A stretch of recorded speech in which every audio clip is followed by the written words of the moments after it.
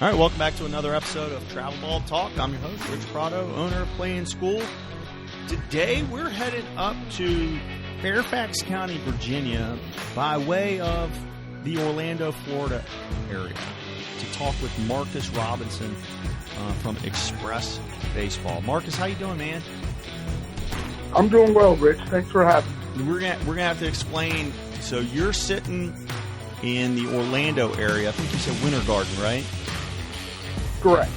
But you're hooked on with XPress, which is up in Fairfax, which is where you're from, and that's Eric Crozier with C5T. If anybody's from the Northern Virginia area, you definitely know Coach Crozier, longtime head coach at the Potomac School, and all-around good dude.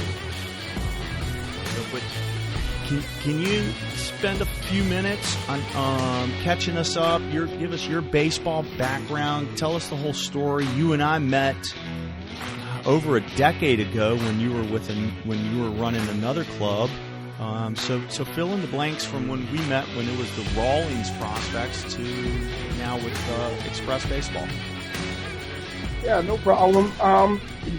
So back in 2011, myself and a partner of mine, Dorian Bowers, we opened up a facility in Sterling, Virginia. And at the time, right prior to that, we were working at a baseball complex called Frozen Ropes. And Frozen Ropes was trying to expand into the travel baseball arena. And I believe part of that was just, trying to find other means of bringing in cash flow into the facility. So they looked to Coach Bowers and myself. We were in Chantilly. We were coaching Little League in Chantilly and had ties to those, to the organization. And so when they brought us in at Frozen Ropes, we immediately started putting together travel teams that were running out of the facility.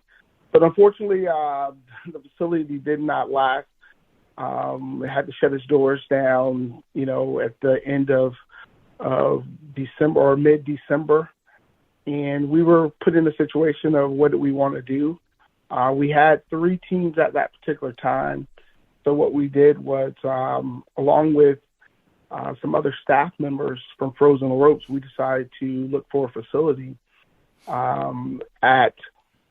and we found one in Sterling. And what we decided to do was continue to do the travel baseball piece of it. And we named that Sandlot Sports at that particular time. In 2011, 2012, we were building up our brand, building up our teams. But as some know that, even back then, it's hard. You have to have a name or be associated with someone to get in some of the bigger tournaments. We were able to start accruing some talent, and we wanted to get into other events, bigger events, perfect game events, and at the time, Impact Baseball and things of that nature. And so, we were told the best way to do that is really by associating ourselves with one of the bigger name brands. And we were in the process of trying to figure out who that could be. And we were at a I think Triple Crown event in Myrtle Beach with one of our better teams. And we ran into a gentleman named Sean Lomas, who was running the Rawlings prospects out of Myrtle Beach. They were associated with, the main Rawlings group, but he was running all the teams really on the East Coast side of things. Yeah. Let me pause you there. I've actually had Sean on the podcast. So if anybody is curious to learn about Sean and about the Rawlings organization, they can go to playinschool.com/Lomas, Lomas. He's still around. He's still kicking. Yeah, he's actually in Florida now. That's right. So he has relocated from Myrtle Beach and is now in Florida. But yeah, so he decided he wanted to bring us under the Rawlings name, and that's what we did. We became the Rawlings Prospects, based out of Virginia, Northern Virginia, and that did help us grow. Help us get into bigger tournaments, bigger events. We went from 3 teams to 8 teams fairly quickly, and through that process, we continued to grow, and the talent level of our teams grew, which meant our focus, which was previously just developing, and we understood our place in Northern Virginia travel, which was we weren't always getting the top tier talent. We weren't always getting the surefire Division I, even Division II type of athletes. But what we were passionate about, and what I have always been passionate about, is development and practice. And so we assumed that role, and we tried to do it to the best of our ability. And I think that helped both of us, myself and Dorian, because from there, I think people noticed and took notice, and they started bringing us teams and players. I began to coach.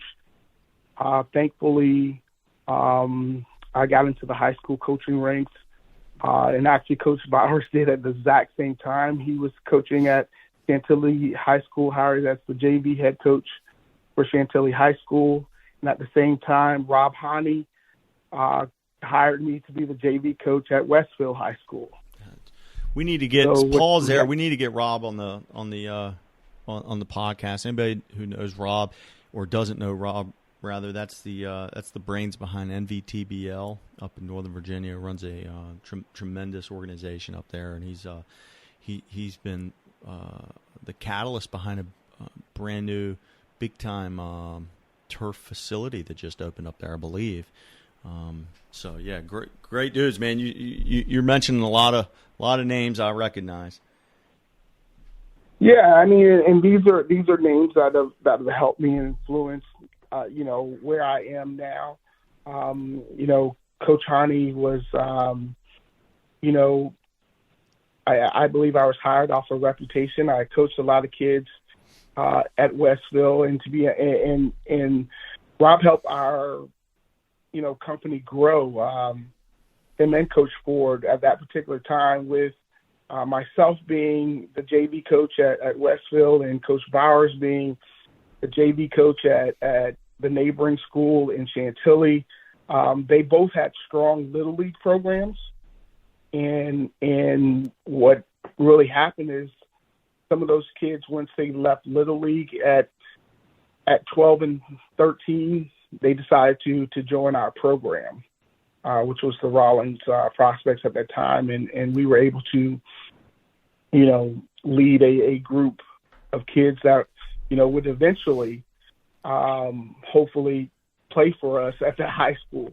And that became a great situation. But, through Coach Haney, I was able to really, what I found out is to always be a student of the game. He introduced me to the ABCA, which I go to yearly now.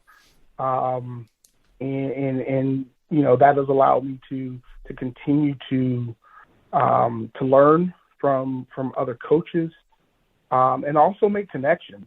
And that's what I believe the travel program, especially when you start coaching high school student athletes, is being able to make those connections through two college coaches at all levels. ABCA is a yearly, is an annual, convention that brings, 4,000 plus coaches at all levels that are willing to talk to you, willing to interact, and just be, and you just have to be able to soak it up. And I'm thankful for Coach Haney for introducing me to that. And we really, as a program, travel. I have been able to do any coach that came through, whether it's Rawlings or Sandlot, we offered the opportunity for them to go to this convention, to learn and do those things. And that even led us to Coach Crozier.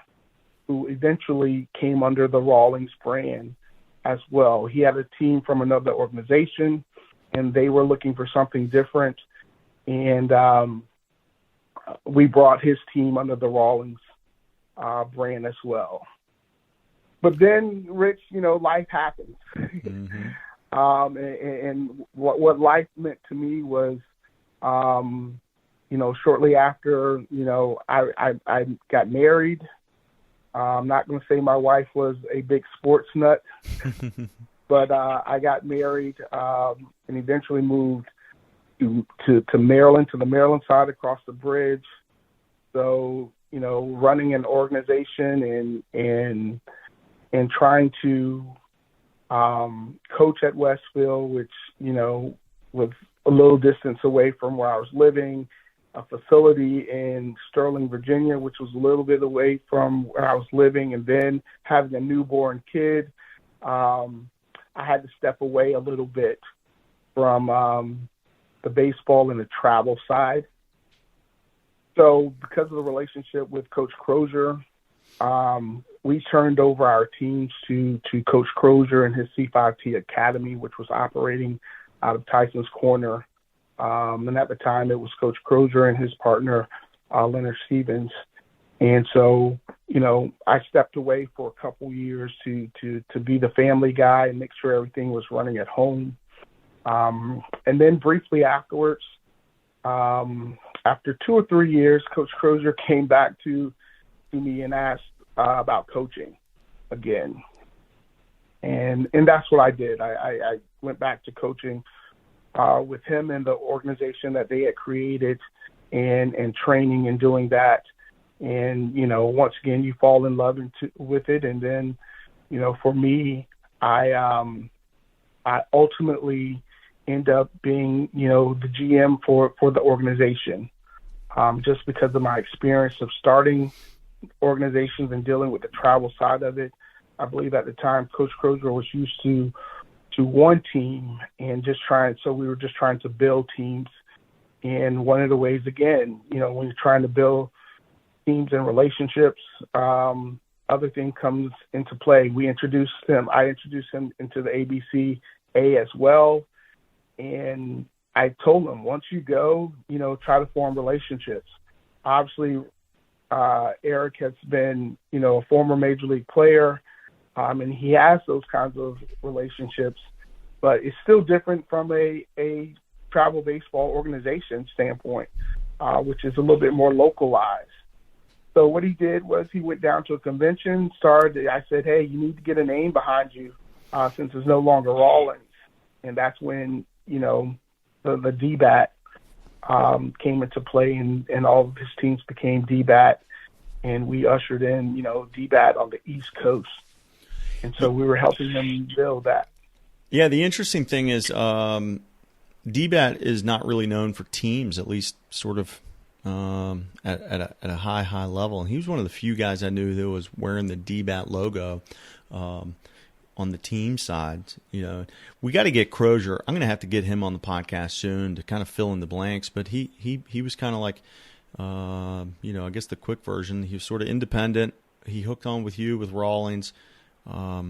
He hooked on with DBAT for a little while. There was another stop, and now he's to fast forward.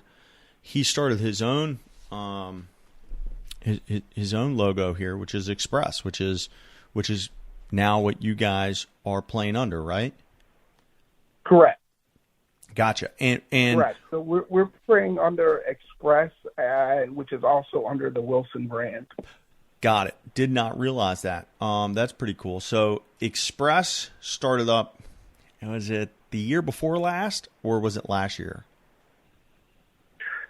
We started off last year was the first year we went out and played. Last summer was really we started out with a 15U team and a 16U team. That the 15U team, we played 4 tournaments, and that's because we were pulling resources from or players from different areas, whether it was California, whether it was on the Maryland side or even Ohio, because Eric has, Coach Crozier has relationships in those locations. Yeah, that was going to be the next thing I was going to bring up. It's like, you stressed several times already in this conversation the importance of networking, meeting people, developing relationships, and this would be a good time for me to remind people you can connect. The website is c5telite.com. If you go there and click on the Express Baseball National tab that's across the top, you scroll down, and the thing that jumps out to me is there's some contact names here. It's got Eric Crozier, and then it's got Troy Minier, and he's listed as West Coast. Then he's got you, Marcus Robinson, listed as Southeast, and Charlon Bueller, I guess is the pronunciation. Yes. Listed as a Northeast. And so this is kind of interesting for me, where you guys have almost like a spider web of contacts in different regions, and presumably to try to recruit guys from here, there, and everywhere. Is that pretty much the game plan? I think Coach Eric has always been big on kind of national brands, being able to pull kids from different areas to play, and partially that's because just wanting to get our core base, which was Northern Virginia, seeing what other kids from other areas play, how they play, and not just being stagnant with always playing with your friends and your high school buddies. So, part of the relationships with all these other persons is really establishing teams where kids can come from different locations, and it gives them a bigger picture of what college could be like, or what playing with talented kids could be like on a daily basis. And I think that's a part of the experience when you're doing these kind of events or these kind of programs. It was done intentionally. That really is a good point. It's like when you show up to college, you don't show up to college with 25 kids you played Little League with. You show up and there's kids from all over, and you have to bond, and you have to become, strong teammates, strong communicators. And, the reality is this sort of current format of travel baseball that we guys that we're sort of playing under today sort of lends itself to that. But you guys take it a step farther. It's like pretty intentional to pull kids from different pockets of the country. They show up on a weekend. They're like, "Oh, all right, let's get to know each other, and let's begin to bond. Let's go. I know I just met you, but let's go. Let's go play." Yeah, and I'll tell you, my team last year. And like I said, it was our first year going out, and so you're dealing with young men that just came off their freshman year of high school. So you're 15 years old, and you're just like, okay, some of them they played JV, a couple of them had the opportunity to play varsity, and now you throw them into a summer where I had 6 players from California. I had players from Utah, a player from Arizona, to go with, kids from different parts of Maryland, Virginia. So, that first time when you're meeting in Hoover, Alabama, and you're trying to figure out who's who, and it was interesting. By the time we finished the summer, which, included trips to Arizona as well as Tennessee, these boys are now, talking to their parents about, hey, maybe we need to come, spend, since the C5T Academy and Coach Crozier's in Chantilly, we've made arrangements for those kids, soon as school's out in June, to come over to Virginia and spend the whole, time training before we go out on the field and on the travel circuit. But, those relationships form. And I think, again, it's intentional. Is that the plan? Is that the plan for this coming summer? will you guys have kind of call it like a spring training? Yes, we call it an organizational. We have an organizational weekend. We have guys. We have parents that will play as hosts for the kids to come and stay at their homes, so that we can really get after it. The only issue that really comes up is Northern Virginia schools, Fairfax County, Loudoun County.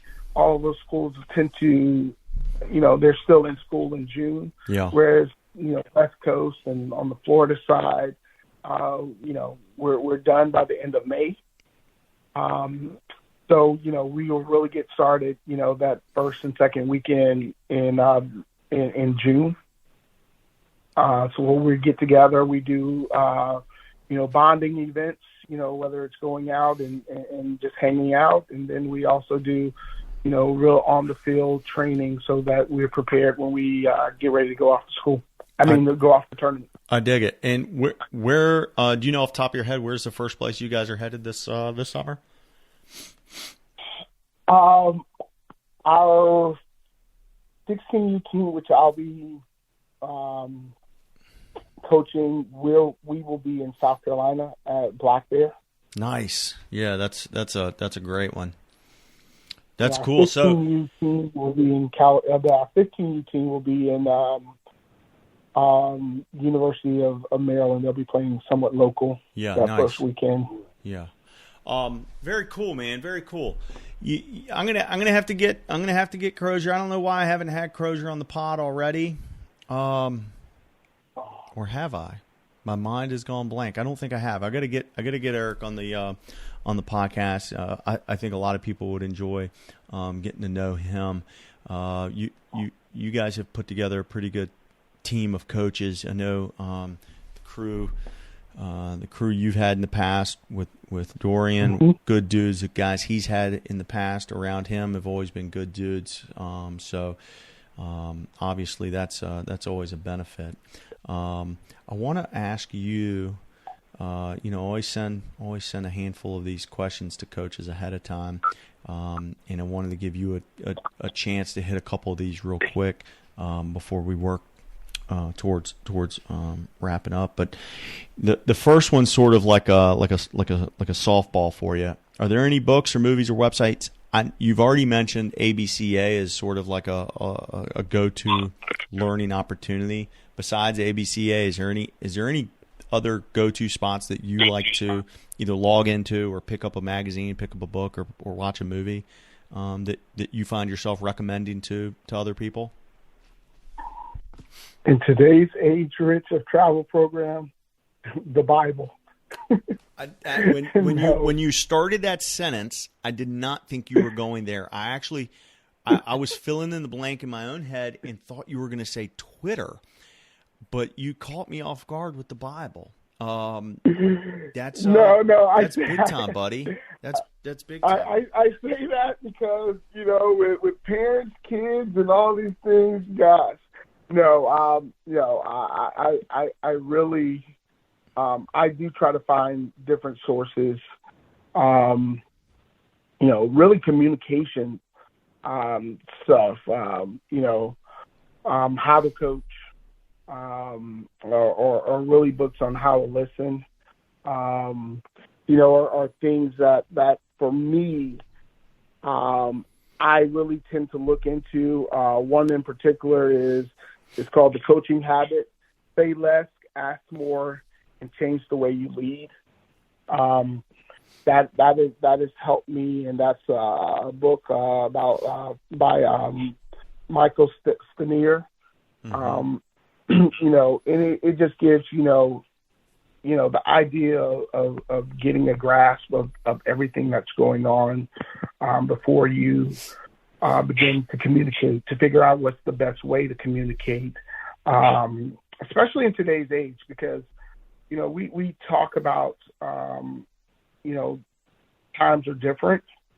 So how you deal with players are different because the kids themselves are different. I was just talking to a Division I head coach about this yesterday. Literally yesterday, not even 24 hours ago, we were having this conversation. He's like, you can't grind them into the ground like you used to. It doesn't work. They don't. Today's kid doesn't respond to that sort of like tough guy, that sort of loud voice that coaches used to be known for 20 years ago. It doesn't work.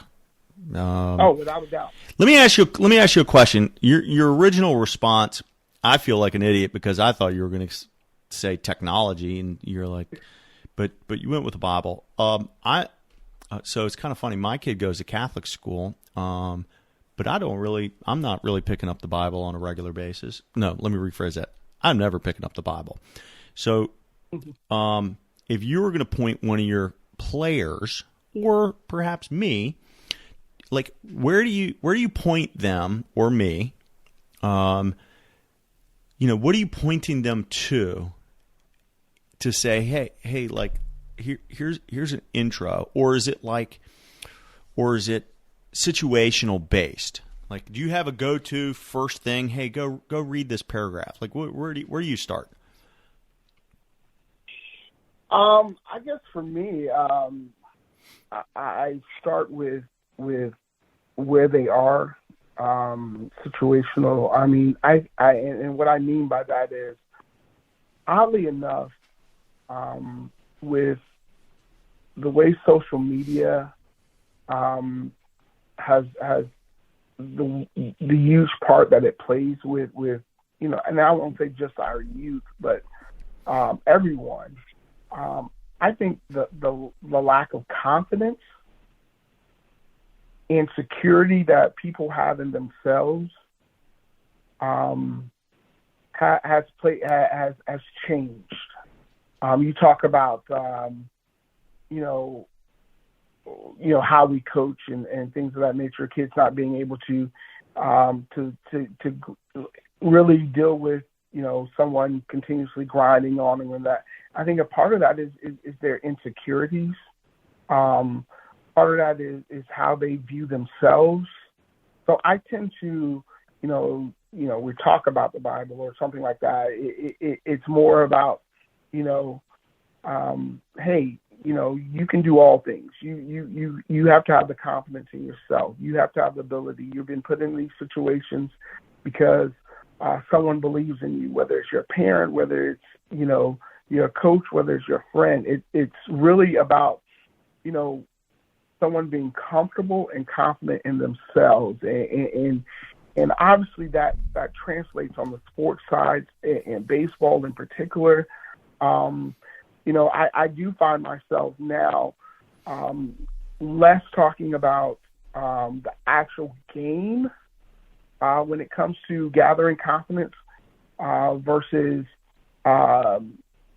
talking to them as a whole person, as in, you have everything that you need. Just go out and do it. You have, you've been properly equipped. You can do all these things. It's funny you say this. I mean, we're having this discussion because I've coached for over 20 years. And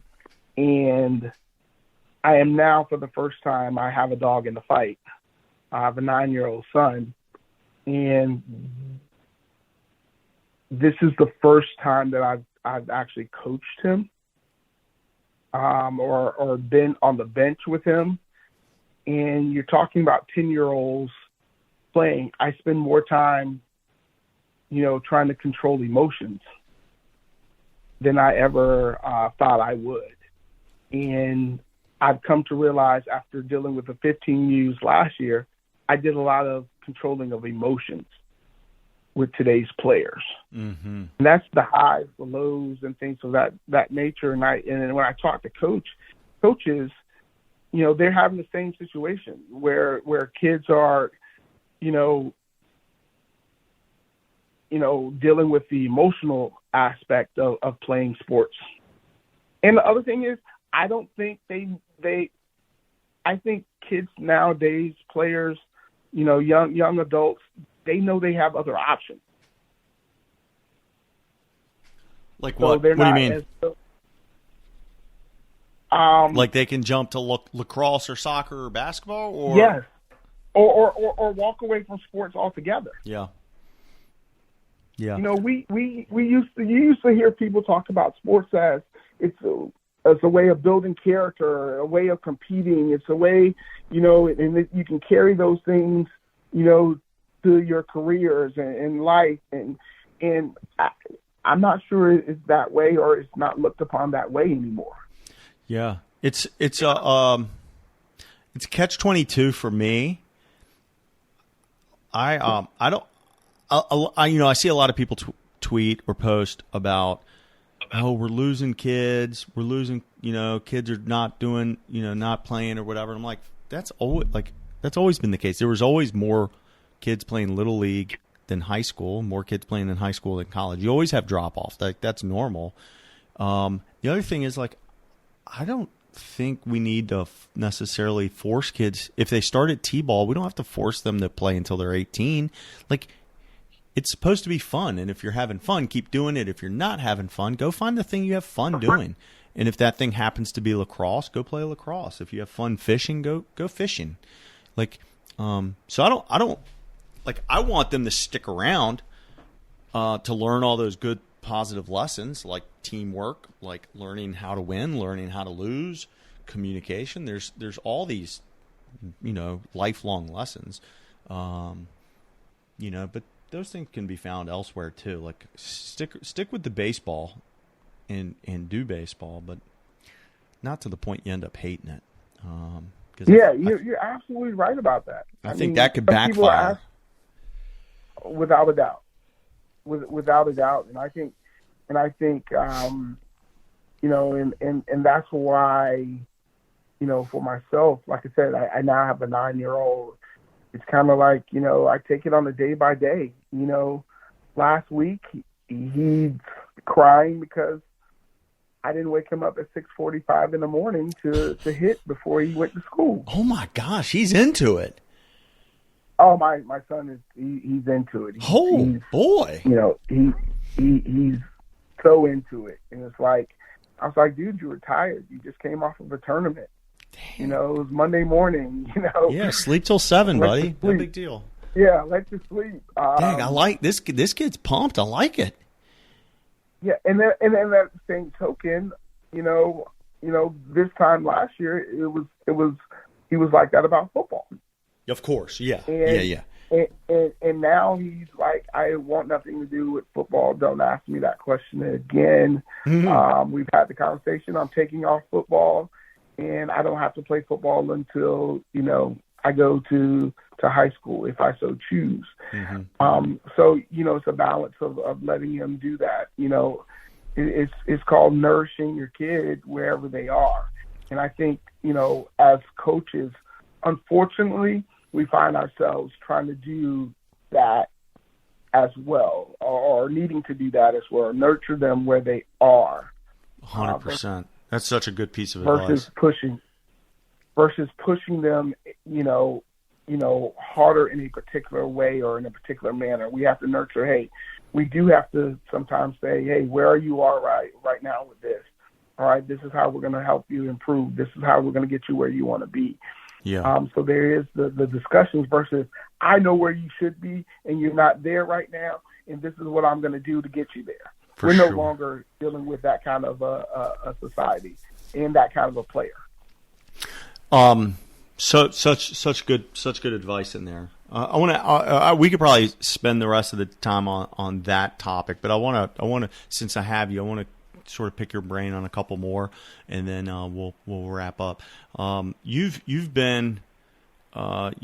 had the pleasure of sort of starting up or being at the front end of a few organizations. So I wanted to make sure I didn't skip this question. What's one piece of advice you'd give someone that's just starting a travel team or organization, or just opening up a facility? They're like, they're sitting on the fence. They're not ready yet. What do you tell that person? What do you tell that guy who's thinking about pulling the trigger to start an org or a facility? Starting with the organization, surround yourself with like-minded people who are just as hungry as you are, or whose goals are in line with yours. I think when you're starting a program, it really starts with your coaches and your coaching. And you have to have a group of coaches or trainers that are, just as enthusiastic as you, have the same abilities and desires that you have, and you're working for one common goal, and that's making really the kids that are coming through or are going to come through, making them better. I think that's ultimately, when it comes to a travel program, that's where your mindset should be. And determine what kind of program you're trying to be. So many times we're trying to figure out, well, I just want to be the best program. Well, when you're starting a program, you're not going to be the best program. You have to understand you're not going to be the best program. I don't care if you have 5 good kids or great kids, you're not going to be the best program out there. So you got to figure out, how do you grow, or how you're going to grow as a program, so that you continue to produce talent and you really achieve what you're trying to achieve. For me, starting a program was about, developing players that, may not be able to be Division I guys, but they can still go to school. There's so many different avenues that they can go. So that was the plan that, was put in place, is we're going to develop them, and the parents are going to understand that your kid may be, talented, but they may not be the best. So I just encourage anyone that's starting a travel program is to have a set, firm goals and surround yourself with people that are going to help you achieve those particular goals. When it comes to the facility piece, again, it's about, who you surround yourself with and your purpose. When it comes to a facility, there's different ways. Some, right now, we talked about DBAT. One of the things with DBAT, and you definitely have to get Coach Crozier on one of your sessions, because I'll let him tell you how he or we changed, how DBAT goes about things. And one of the things that is they don't run teams out of their organization, out of their facilities. So when you come together with a plan of creating the facility, you got to figure out what's your revenue stream, because it's a business. And that's, are your revenue stream going to come from teams? Or are they going to come from individual training and rental? And you don't want to get yourself caught in a situation where you're trying to change that. And I believe when we started talking here, we were talking about Frozen Ropes. They went from maybe being a training facility only to, I'm going to need teams in order to survive. So you have to, and trying to make that change or that adjustment on the fly doesn't always work. It takes time to build teams and organizations. I wanted to ask you earlier, wasn't Frozen Ropes a little bit of a franchise back, 15 years ago? Or yes, it was based out of New York. That's what I thought. Original. Yes. They seem like they had a bunch of locations, but it's you don't hear anything about them anymore. I don't know if they have facilities that are still open or not at this point, or if they all shut down. I don't know. I do. They had a huge, facility. The original up in New York. They actually usually do tournaments at a place they called The Rock, which is a big facility that housed. They kind of did a little bit of everything. But yeah, they were up in upstate New York. Gotcha. Man, well, this is a good place to stop. I appreciate you coming on today. Again, if you want to check out, you can go C5T Elite is the website, and I believe I was going to pull up the Twitter while I'm talking. It was XPress. I'm so bad at this podcast thing. I've only done 100. XPress National. It's XPress National. Thank you. I've only done 150 of these things. XPress, that's XPress National, at XPress National. And you can catch up there with Marcus and see what they're doing. And the website, again, is C5T Elite. The C... for Crozier, Eric Crozier. So always had that moniker, the C5T. And, one of the things I like about this, while sort of to piggyback off of your last answer about opening a facility, Crozier's facility is always very diverse as far as their offering.